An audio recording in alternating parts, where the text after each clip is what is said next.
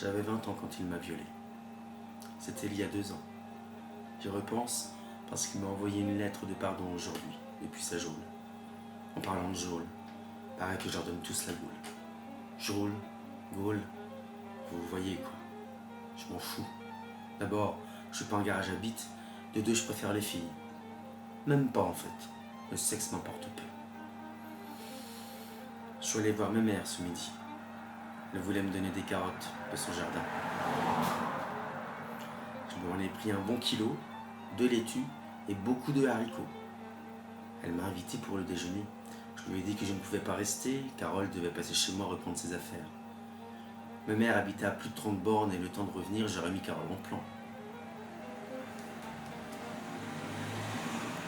Elle vit dans la rue. Enfin, vivait. Aujourd'hui, elle emménage dans son nouvel appartement. Son premier, rien qu'à elle. Avant, c'était la rue, les squats, et encore avant, les foyers. Je l'ai hébergée 2 mois. Je voulais la sauver, qu'elle sorte de cette merde, qu'elle reprenne goût à la vie et non à la défonce. Car il n'y a pas de mystère. C'est ou la défonce ou la vie. J'ai rien contre la défonce. Je dis juste que ce sera toujours dissociatif à la vie. La vie est une défonce distillée très lentement, nous distançant ainsi de ce qu'on pourrait appeler la mort. Et la défonce, évidemment, c'est des culs-secs de gouttes pures à 75 degrés tous les jours et toutes les heures. Forcément, ça peut pas durer bien longtemps. Carole n'est toujours pas là. 13h30, 45, 14h, 15h. Chiotte, j'aurais mieux fait de rester chez ma mère. Évidemment, Carole ne répond pas. Après tout, c'est ses affaires, pas les miennes. Putain, mais c'est quoi ce bruit? Merde! C'est Carole! Elle vient de se faire renverser. Ma chérie, tu m'entends? Elle ne bouge pas, elle ne respire plus. On l'a enterrée hier. Elle allait enfin avoir un appartement. Une vie plus douce, plus digne. C'est la merde. Après l'enterrement, Robert m'a invité chez lui. Je lui disais que je préférais les filles, mais les vieux j'aimais bien aussi. Plus reposant, pas là à te faire chier pour un tout ou un rien. Nous avons couché ensemble. Elle s'y prend plutôt bien. J'avais refusé de me donner un homme depuis 2 ans. Mais là, Carole, Robert, consolateur, il est temps pour moi aussi de dire oui à la vie. J'ai fait plusieurs tentatives de suicide après Laurent. On m'a interné quelques mois, puis on m'a foutu dehors.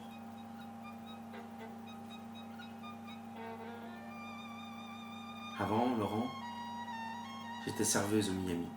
Plus jamais ce boulot de greluche et de drague à 2 balles.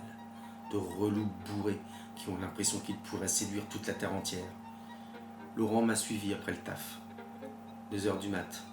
Il a attendu que je franchisse le seuil de chez moi pour faire ce qu'il a fait. Après l'HP, ma mère m'a recueilli. Elle a tout fait pour me remettre sur pied. Et elle a réussi. Enfin, avant je n'étais pas campagne, mais il y a quelque chose de beaucoup plus profond, de retrouvailles avec soi-même que la ville n'offre pas.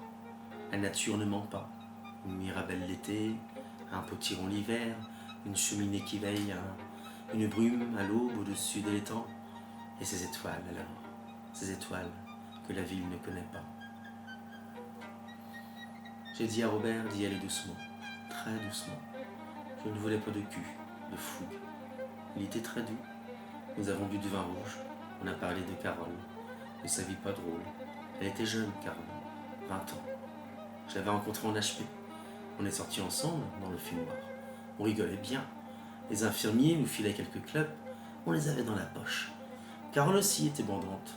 Au burn, à la garçonne, en hirsute, des pommettes saillantes, belles et fières, les yeux grands et verts, des taches de rousseur, naturellement, une petite bouche en avant à cause de ses dents du devant, semblant faire la moue lorsqu'elle était fermée et qu'elle ouvrait la plupart du temps pour rire à chacune de mes paroles, qu'elle pencha un après-midi contre la mienne, plus silencieuse. Nous nous sommes très certainement aimés le temps de ces 3 mois chez les fous. Je suis sorti avant elle. On s'est perdu de vue et il l'a retrouvée il y a 2 mois, faisant la manche au Monoprix. Je lui ai dit qu'elle n'avait rien à foutre ici. Elle sortait avec un tox qui lui foutait dessus. J'ai fait à Carole ce que ma mère avait fait pour moi. Puis cet accident, puis Robert. C'était le chauffeur de bus de la ligne 2 qui traverse la ville jusqu'à 6 km du centre. Il fumait après le service. Le bus en pause, avant de le reconduire à l'entrepôt. Carole traînait dans le coin, errante. Elle lui avait taxé une clope. Ils ont fait connaissance, l'a déposé au centre, puis se sont revus dans le 2 et au PMU du centre, le dimanche, où il lui payait des coups. Il ne l'a jamais touchée. Trop jeune. C'est lui qui a eu le plan de l'appartement pour elle. On ne sait pas ce qui s'est passé le jour de l'accident. Son retard, son absence de nouvelles. Apparemment, elle se serait jetée sous la voiture qui filait à vive allure. Le couple était sous le choc. Décapotable noir, la trentaine et vierge de toute misère. Ils ont déposé une très belle gerbe pour Carole, mais n'ont pas tenu à être présents lors de l'enterrement. Je me suis mis à fondre en larmes. C'est là que Robert m'a pris dans ses bras. Le vin rouge incise le cœur en profondeur lorsqu'il est nu dans la douleur. Puis, j'ignore ce qui m'est passé par la tête. Je l'ai embrassé. Le sel des larmes s'infiltrant entre nos deux bouches hésitantes. Il a caressé de sa grande main blanche mes cheveux et ma joue gauche mouillée de Carole, m'a embrassé avec autant d'amour que de consolation. M'a porté dans sa chambre à coucher et m'a allongé sur le lit bordé. C'était doux, sensible et en même temps très assuré. Il était juste sur moi, lentement, très langoureusement. J'ai aimé. J'ai aimé ce sexe que j'avais fini par mettre de côté. Je l'ai aimé dans toute sa longueur, me pénétrant dans la même profondeur que cette journée de deuil. Je me réconciliais à tel point avec cette chair que je me mis sur le ventre, en lionne, les jambes autour de mon cou, du sien, moi le chevauchant, moi le libérant, me libérant, jouissant comme une malade, comme jamais auparavant. Il me fallait baiser, lécher, adorer sa verge dans ma bouche. Nous avons dormi, moi dans ses bras recroquevillés, puis il l'est quitté au réveil vers 21h. Je ne le connaissais pas avant l'enterrement. Carole m'en avait juste parlé pour l'appartement. Petrouchka dormait sur le lit et je m'endormais en paix, grâce à Carole, à Robert, à la vie. Il s'appelle Vahan Marderosian. Je l'avais découvert sur Deezer avec mon ex, avant Laurent. Xavier, mon ex, était dans la musique classique, violoniste, puis professeur de violon. C'était mon premier. Nous avions fait 7 ans ensemble. J'avais 17 ans et lui 21. Un ange. Il est mort d'un cancer fulgurant des poumons. Il fumait trop. J'ai d'ailleurs arrêté à sa disparition. Je n'y connaissais rien en musique classique. J'étais plus rock des années 70, 80, à cause de mes parents suicidés ensemble lorsque j'en avais 3. Ils étaient dans la défonce aussi. En vrai, ma mère m'a dit qu'ils ont flambé à coups de cigarette dans le lit, trop raides pour se réveiller à temps. Moi, j'étais chez ma mère à ce moment-là. C'est pour ça que je suis toujours là. On peut aussi appeler cela un suicide. La défonce, c'est une façon de tout foutre en l'air sans franchement mourir, mais tétillant chaque jour un peu plus cette connerie qu'est la mort. Toujours est-il qu'aujourd'hui j'écoute Bach quand je suis seul. Marderosian faisait une tournée européenne. Il n'était pas tant connu. C'est pour cela qu'il s'est retrouvé ici, au théâtre de notre petite ville bien-aimée. Il jouait un programme entièrement dédié à Bach, des transcriptions pour piano. Les transcriptions, ce sont des œuvres initialement prévues pour tel instrument que les compositeurs ont arrangé pour un autre instrument que l'original. C'est Xavier qui m'a raconté tout ça. Xavier ne jurait que par Bach. Ses partitas pour violon notamment. Ses concertos aussi. Très beau, ces concertos. Une élégance. Je lui disais d'ailleurs à Xavier que je me croyais comme dans un château quand il me les faisait écouter. J'y connaissais rien en château, mais je savais que c'était pareil. Vous savez, c'est roi, Louis XIV, je crois. Soleil, or, lumière, bijoux, la cour, les perruques. Quelle vie! Alors, comme c'était les 3 ans de la disparition de mon Xavier, je décidais, comme tous les ans, de m'offrir un concert de musique classique. Quand j'ai vu que Vahan jouait chez nous, je me suis dit que je ne pouvais pas le louper. Xavier aurait tellement aimé assister à ce concert de ce soir. Il est dans mon cœur, alors il est aussi assis à mes côtés. C'est un vieux à ma gauche, 2 vieilles à ma droite. Peu importe, il est à mes côtés. Je t'aime, Xavier. Merci pour tout ça. Cette chaconne, qu'elle est belle. Ce n'est plus de la musique qu'on entend là, c'est l'amour. Je suis allé voir Vahan à la fin du concert. Il a fait un autographe à Xavier, sur une photo de Xavier et moi que son professeur de violon avait prise après un récital que Xavier avait donné. Une belle photo en noir et blanc. Xavier était violoniste, mais il aimait beaucoup aussi le piano. D'ailleurs, son meilleur ami était pianiste, un pianiste avec qui il avait fait ses classes au conservatoire. Ils ne se sont jamais quittés. Tristan faisait du piano comme il baisait les femmes. Il vit à Paris aujourd'hui. Nous n'avons jamais perdu contact. Petrouchka, la petite chatte que nous avions eue avec Xavier, est très gentille. Elle est tigrée et pas très longue. Je l'emmène tous les printemps chez ma mère. Ça lui fait du bien de sortir un peu. Un chat d'appartement, c'est un peu tristounet. Même s'ils sont toujours contents, je ne sais pas si nous, humains, le serions si on vivait toujours enfermés. Qui sait, vaut-il mieux vivre libre à l'intérieur ou enfermé dehors? Peu importe. Ce sera le printemps dans un mois que déjà février s'allume des premières fleurs. L'hiver n'est plus le même qu'hier. C'est pas grave. Ce qui compte. Pourquoi faut-il toujours que je ramène tout au bonheur? Ce qui compte, c'est d'aimer. Ce qui compte, c'est d'être ensemble. Elle est où maman? Il est où papa? Puis Xavier, Carole et mon connard de viol. Ah, Xavier s'était mis au baroque, à la viole de gambe. Ça m'en fait une belle jambe. Je sais pas ce qu'il aurait fait de ce connard de Laurent, mon Xavier. Il se battait, il aimait bien se battre. Elle me disait que ça le défonçait, que Bach c'était bien bon, mais que ses notes étaient trop parfaites. Alors il allait dans la crue, en boîte de nuit, et cherchait des gars au hasard. Il me disait, vas-y, trémousse-toi bien comme il faut. Et alors le premier qui me faisait du rentre-dedans, il le défonçait. Ça le défoulait, me répétait-il. Je n'aimais pas la violence, mais bizarrement, ça me plaisait que mon mec soit un peu tordu. Car faut être quand même sacrément tordu pour jouer des notes de toute beauté et défoncer à côté de ça le pif d'un innocent. J'ai jamais compris pourquoi il avait autant de violence en lui. Il n'en avait pas contre moi, je vous rassure tout de suite, mais quand même. Peut-être pour ça qu'il fumait autant, pour décompresser de toute cette dualité qui luttait en lui. C'est moi qui ai gardé les cendres de Carole. J'ai allumé une bougie aujourd'hui et ai brûlé un encens, du Nag Champa. C'était le préféré de Carole.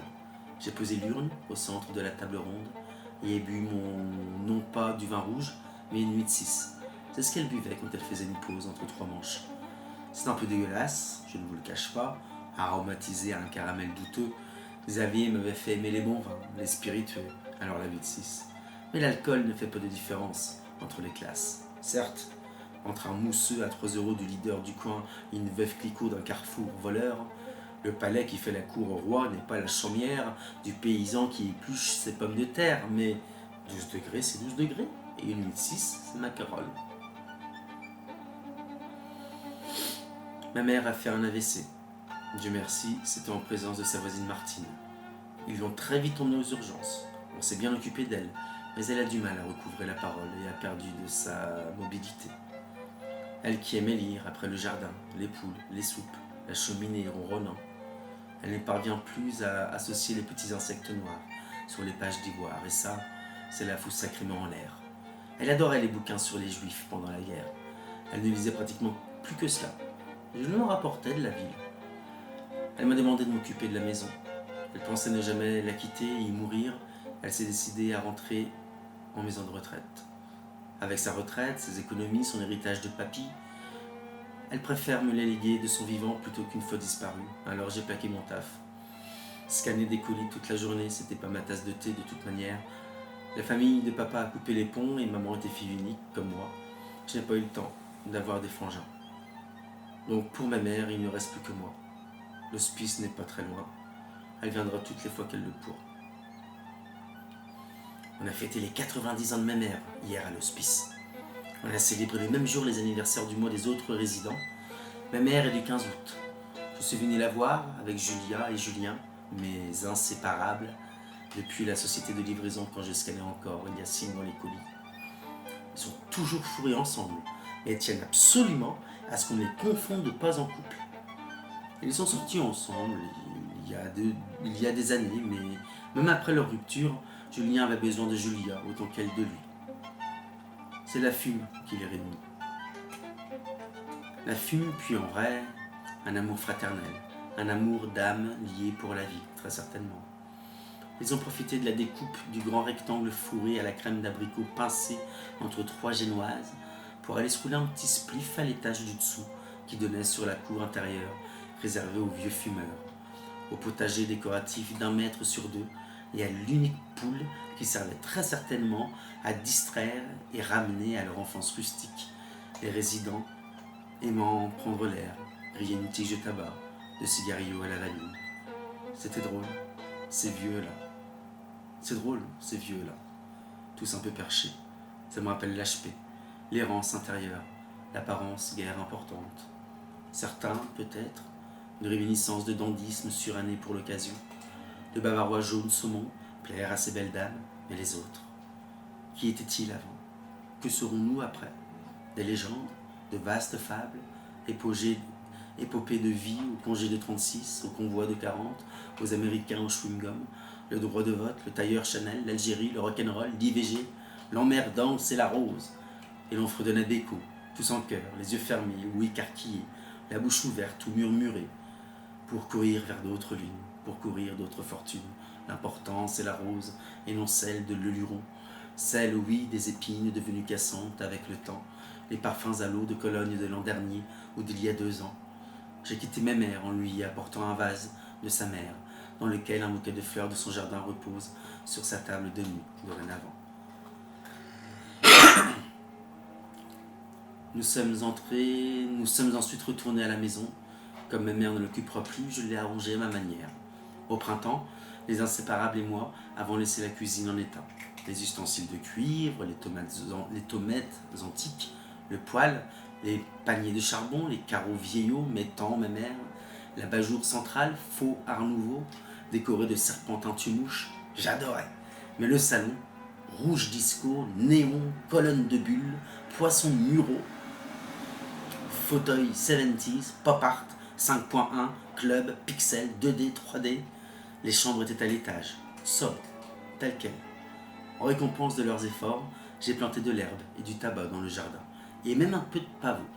Ça pousse tout seul. Exposé plein sud, pas de vis-à-vis, posés les inséparables. Nous étions dans le verger, au fond, tout au fond. L'étang et ses coilles, dont Julien m'avait narré toutes les légendes, le dragon, la persévérance, l'harmonie, le yin et le yang. J'avais pu en choper des rouges, des jaunes, des blanches tachetées de noir. Les crapauds de mes mères n'avaient pas déserté les lieux, bien au contraire. J'entendais chaque nuit, dans leur coassement, le désir déterminé d'être prince aux côtés du dragon. Titine, la tortue de terre que ma mère avait repêchée d'un zoo échappé il y a bien 40 années de cela, se baladait, ni vue ni connue, en bonne gardienne et doyenne des lieux. Je peux vous dire que les coilles se la jouaient fine quand Titine se posait là, des heures à les narguer de sa terre ferme, tandis que les crapoussins rotaient là toute leur jalousie innée. Sur la table forgée devant l'étang, Julia avait déposé une feuille à rouler sur un verre. Elle cherchait à la faire bouger par la pensée. Dieu merci, le vent dormait. Aussi tous ses efforts de concentration lui donneraient raison. C'était un peu chez père comme truc, mais c'était Julia et Julien, les inséparables, les imaginaires, les complotistes, la matrice et ses 12 dimensions dont nous ne figurions que dans la 4e, le temps et tout le blabla. Je les kiffais. Je n'étais pas étrangère à tous ces défis contre l'ordinaire, la bienséance, le soi-disant qui va de soi. Et Julien en avait dans la caboche. Tout cuss, faux, fragile, lunettes et chapeaux en tout genre, un petit 1m75, et quelle vivacité d'esprit, d'humour, yiddish ou british, tant que ça finissait en ish. Julia, un petit comme Scarlett Johansson, même tour de poitrine, short d'été et bonne en chair, mais pas façon pas cool, plus instinctive et naïve que Julien. La feuille à rouler vibrait légèrement. La brise, l'expiration, la volonté. Je faisais part à Julien de mes pulsions de mort lorsque je trouvais le sommeil. Il me parla des mondes éthériques, astrales, stellaires, l'esprit se désincarnant, se renouant, se pacifiant, ou pas. Comment occupais-je mes journées? Comme mes mères, quand encore elles vivaient ici, avec 62 ans de moins, sans le mari, le boulot, la marmotte. Mes amis, les inséparables et peut-être Robert, il est venu quelquefois ici et avons remis ça. Était-ce bien raisonnable? Pour la tendresse, le plaisir au lit, évidemment, mais le reste. Le cœur qui bat les 6 premiers mois, les premières engueulades, les grandes retrouvailles, les anniversaires de rencontres, les Saint-Val, les Noëls, les voyages. Les voyages. C'était ça qui n'était pas raisonnable. Les deux jus, les jujus, les inséparables, mettaient tout leur fric dans la fume, alors envisager quoi que ce soit de voyage avec eux devenait tout de suite plus compliqué. Qu'ils arrêtent la fume, c'est comme le tabac, tiens, moi, j'étais à un feu rouge, je t'ai pris le paquet, je te l'ai balancé sur le connard de gitan qui champignait mon pare-brise, depuis j'ai repris le sax, j'ai retrouvé le souffle, je fais de l'escalade, de l'aïkido, et je tiens 6 heures au plumard sans débander. Merci pour le paquet, je l'ai partagé avec Juju, par contre il préfère les camels. Puis j'ai dormi. Longtemps, je ne me suis pas couché de bonne heure. Plus ça avançait et plus je choisissais ce temps, me prolongeais, me dilatais. Je n'étais pas mémère, je n'avais pas acquis la maison comme elle l'avait acquise, mais cette maison était pour moi l'oreiller d'un rêve, celui où je me perds pour mieux nous retrouver. Et lorsque je me réveille, l'oreiller est tout humide, des cils extralucides, y ont maladroitement été déposés. La nuit et le jour, j'en suis la passerelle, et non le fossé qui les sépare. Au départ, je mourais. Je suis morte toute ma vie. Comment vivre le jour quand la nuit vous mourrez? Le jour n'est pas une résurrection. Mes insomnies de mourante font du jour un cercueil sans sépulture, sans cérémonie. Une fosse commune dans laquelle Mozart avait déjà été mort lui aussi. Sauf que lui composait de la musique pour tous les journaliers. Peut-être fut-ce là son unique prodige. Une chauve-souris qui danse pour des autruches. Mais le bal de notre chauve-souris est le même que celui de tous les mourants. Des masques et des perruques pour que la nuit reste anonyme. Sans cela, ce serait un bal d'épouvante, un cimetière gouantant, les racines de l'arbre à la frondaison des cimes. Mozart, m'a dit Xavier, n'eut pour hôte qu'un chien errant sous la neige, suivant la dépouille des dieux. N'est-il d'autre Dieu que celui de l'ironie? Alors oui, j'ai dormi. Longtemps, je ne me suis pas couché de bonne heure, et ma maison fut un oreiller sans fin. Que sais-je faire? À part aimer ma mère et poursuivre ce qu'elle a entrepris dans la maison. Le jardin sera mon labeur, l'étang mon repos, et les néons mon souvenir, et la maison, le vaste oreiller sur lequel repose une immense entreprise, et sous lequel est étouffé un jour pas encore digne.